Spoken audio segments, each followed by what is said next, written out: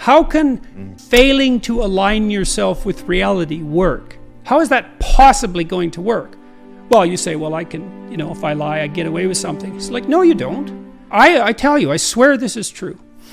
In all of my clinical practice, I have never, ever seen anyone ever get away with anything even once. You think the chickens won't come home to roost. It's like, all that means is you're too stupid to see what your lies caused, or too blind or too self-deceptive. You just don't see it. And so you don't get away with anything. Nothing. It's terrifying to actually understand that. It's terrifying. What if you can't get away with anything, ever?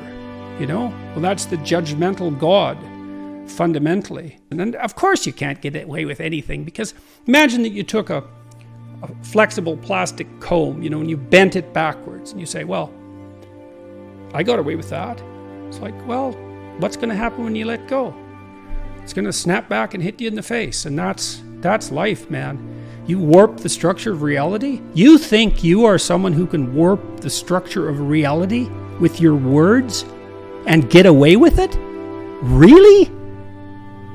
No, man, that should terrify you right to the core of your soul. You're not God. Tell the truth, or at least don't lie. Because you can't tell the truth, right? Because who are you to tell the truth? That's a mighty tall order, man. But you can stop saying things that you know are lies, and that will change your life if you do that. Why would it change their life? Well, how can you adapt to reality when you falsify it? And you think, well, I'm just lying to other people. No, you're not. You can't just lie to other people, because what you say becomes you, especially if you practice it, because we build ourselves out of words. And that can be lies in action too. It's like, don't say things you know to be false. That's a good start, man. And it aligns yourself with the truth. And how can that be a bad idea? How could you possibly defend the idea that you could warp the structure of reality and get away with it? I mean, who, like I said, who do you think you are? Reality is, you don't mess with it.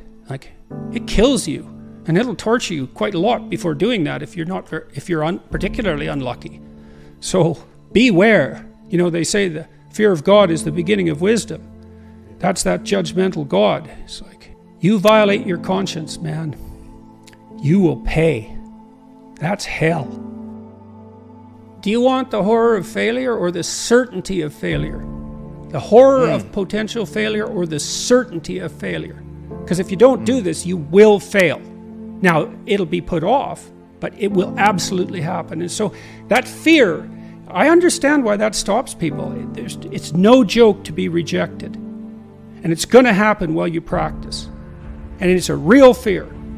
But you're deluding yourself by thinking that there's a no fear option. There's just a delayed fear option, right? Because if you don't get this right, well, you're going to fail for sure. And then you're going to be miserable and vindictive and bitter and anxiety ridden. And you're going to cause trouble for yourself, and you're going to take it out on women and other men. And that's an ugly path, man. And so I see why you're afraid, but you should be way more afraid of that. And that's a nice way to help people get their thinking straight about fear. It's like no zero fear path. There is nothing that will make you more powerful than your words. And so if you think that reading and writing is for pansies and dimwits, or teachers' pets, you're seriously misinformed. And so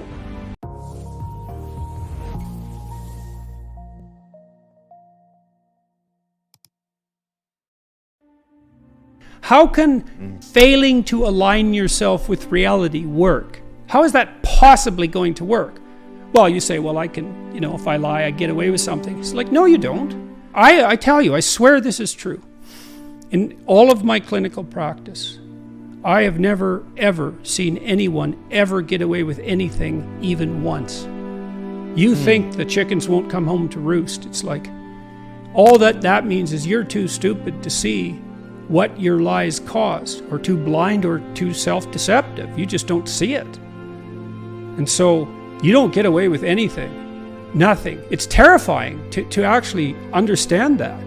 It's terrifying. What if you can't get away with anything, ever? Well, that's the judgmental God, fundamentally. And of course you can't get away with anything, because imagine that you took a flexible plastic comb, and you bent it backwards, and you say, well, I got away with that. It's like, well, what's going to happen when you let go? It's going to snap back and hit you in the face, and that's life, man. You warp the structure of reality? You think you are someone who can warp the structure of reality with your words and get away with it? Really? No, man, that should terrify you right to the core of your soul. You're not God. Tell the truth, or at least don't lie. Because you can't tell the truth, right? Because who are you to tell the truth? That's a mighty tall order, man. But you can stop saying things that you know are lies, and that will change your life if you do that. Why would it change their life? Well, how can you adapt to reality when you falsify it? And you think, well, I'm just lying to other people. No, you're not. You can't just lie to other people, because what you say becomes you, especially if you practice it, because we build ourselves out of words. And that can be lies in action too. It's like, don't say things you know to be false. That's a good start, man. And it aligns yourself with the truth. And how can that be a bad idea? How could you possibly defend the idea that you could warp the structure of reality and get away with it? I mean, who, like I said, who do you think you are? Reality is, you don't mess with it. It kills you, and it'll torture you quite a lot before doing that if you're particularly unlucky.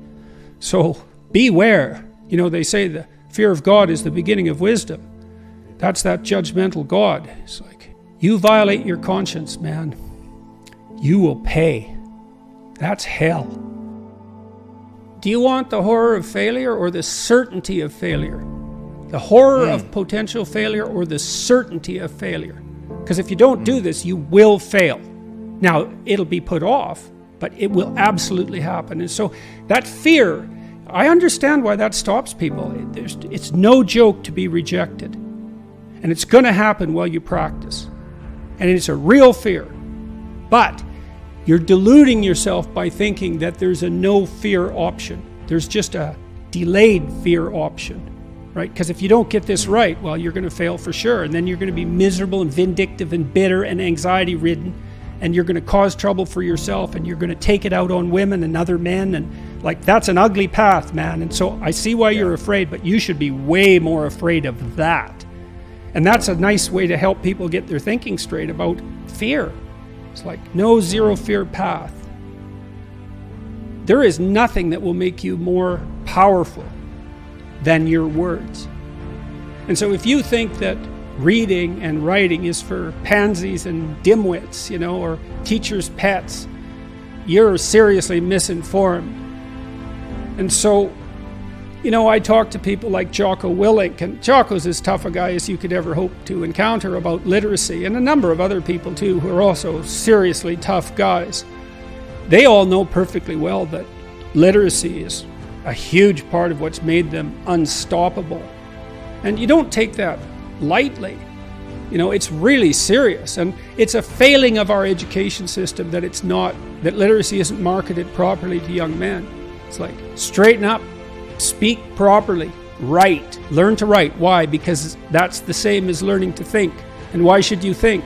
Well, because you won't do as many stupid things, and your horizons will widen. And then too, when you need to entice people along your journey, hopefully somewhere good, you'll be able to do it because you'll be compelling. Let's say the marketing association between toughness and dangerousness and literacy. There's something wrong about that, we think, some weird way, and that's wrong.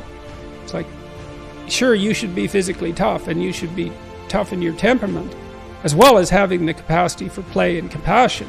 That has to be developed too. But that's not enough. And I don't care how tough you are physically, you're nowhere near as tough as you would be if you were physically tough and really literate. And then you're an unstoppable force, and hopefully for good. And that's a much tougher battle than, being tough for your own idiotic, selfish ends. That's just pathetic. And so Get your words together and then see what you can do. And don't be thinking that that's somehow beneath you. That just means you're stupid that you think that. You don't know anything. You think that. It's wrong. And you're limiting yourself so much you can't even imagine it. You might not even figure it out till you're 60 and then it's too